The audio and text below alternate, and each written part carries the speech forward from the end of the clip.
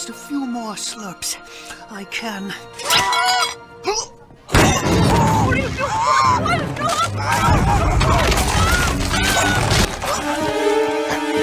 Once upon a time, action was considered the biggest genre in all of cinema. Seemingly monthly, names like Stallone, Van Damme, and Schwarzenegger pumped out increasingly uninventive, yet still somehow entertaining films. But as Y2K buzzed past, so too did the age of the mindless action flick. However, despite the market shift, Jason Statham apparently never got that memo and remains to be the final vestige of a bygone but not forgotten era. He continues to crank out throwback-style films to fill in the void left in the genre. Of his plethoric portfolio of pulse-pounding productions, The BeeKeeper is certainly one of them. The narrative begins with our protagonist, Adam Clay, keeping bees. Who would have thunk it based on the title of the film? Seeing as he's a man who prefers to keep a low profile, he rents property on a remote plot of land owned by one Eloise Parker, a former school teacher and widow who also prefers a reclusive lifestyle. On this particular day, Eloise receives a notification on her computer informing her that her hard drive is at risk of losing all of her data, and she's prompted to call a phone number for assistance. Unfortunately for her, it's actually a phishing scam, and every account she has access to, including a charity she runs, is emptied out, leaving her with nothing. Unable to cope with the loss, Eloise decides to take her own life. Returning in the morning, Adam discovers the body and meets Eloise's daughter Verona, who just so happens to be an FBI agent who mistakes him for the assailant, and has him arrested and held in custody until it can be proven that it was actually a suicide. Upon being exonerated, Adam vows revenge and proceeds to track down the firm that depleted Eloise's accounts. He easily dispatches of the armed guards and burns the building to the ground, putting him square on the radar of a highly organized criminal entity. Tracking him back to Eloise's property, the hired goons kill his beloved bees. Adam quickly deals with them, and the leader of the pack is taught a very important life lesson. Fingers are fragile. My fingers?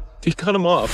Meanwhile, the FBI continues to investigate the phishing scam as well as Adam himself, in the process discovering he has very little traceable information. Turns out Adam is a retired member of the BeeKeepers, a clandestine organization operating outside of the chain of command to keep the system working and safeguard civilians. Or as the BeeKeepers would say, protect the hive. Whenever the natural order is threatened, the BeeKeeper is tasked with stabilizing it by any means necessary. Using his deadly skills to work his way up the ranks of the increasingly complex racketeering ring. This is much bigger than a little phishing scam. The money's going all over the world, to people in finance, even government. Adam will stop at nothing to put an end to this contaminant on society. But just how far up does it really go? And can he possibly stop something as big as this might be?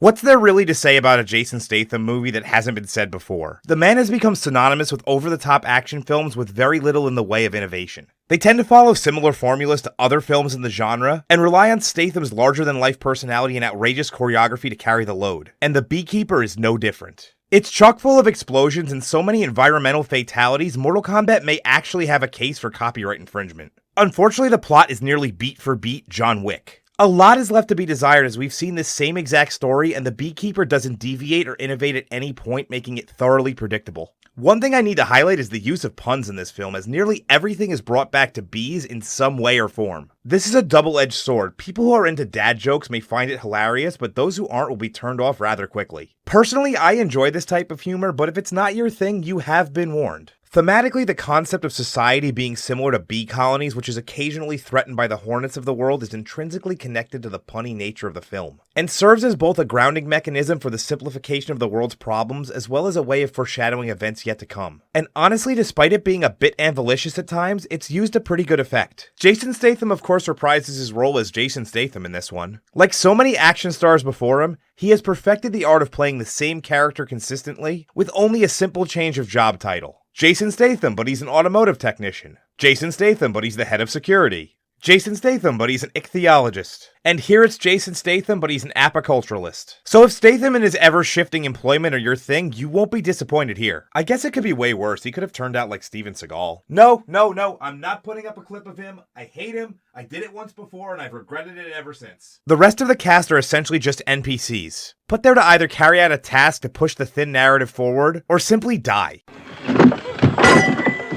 Bring out your dead! Bring out your dead! But there's one actor I'm happy to see, and it's Jeremy Irons. Man, did I fucking miss this guy as a villain. Yeah, a few years ago he was a decent Alfred in the ill-fated DCEU, but this is the type of role that he excels at. I don't want to say much more as it would pass my spoiler threshold, but just know that as always, Irons elevates his role above what it's written to be. Ha.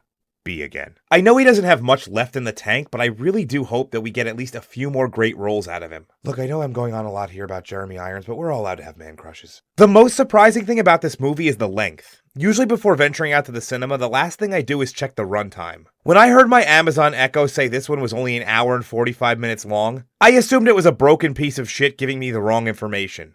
No, I'm just kidding, Alexa. I would never insult the intelligence of our future AI overlords. But 105 minutes is indeed its duration, which is exactly what a movie like this should be. We aren't weighed down by complicated backstories or set up for the insect enthusiast cinematic universe. Just a guy who's pissed off, killing people in a very efficient manner, attempting to accomplish his goal as fast as possible, both in-universe and the real world. Because of this, it doesn't overstay its welcome and gets you back to your life fairly quickly, whether you like it or not. It's been a while since I took the time to really discuss the director of a film, but honestly, what's there to be said about David Ayer's career at this point that hasn't been muttered by countless talking heads on YouTube trying to make a name for themselves? No, I get the irony. This dude was riding high, and most of the films he was attached to were critical and commercial successes. But then after a string of embarrassing flops, his career was certainly on a beeline for the bug zapper. But perhaps taking a step back to a simpler movie could place him on the correct path once again. In the end, The BeeKeeper is a throwback to the action flicks of a simpler time. One where our expectations didn't always need to be subverted and we weren't being preached to by virtue signaling hacks. Do I wish it wasn't so derivative, unapologetically lifting from better movies in the genre? Yes, I do. But if you're looking for something that isn't trying to be more than the sum of its parts, and doesn't feel like an eternity to get through, then maybe just give The BeeKeeper a try. And if that's not enough to convince you that this feature-length dad joke is worth at least a single viewing, I'm not sure anything I could possibly say would do the trick.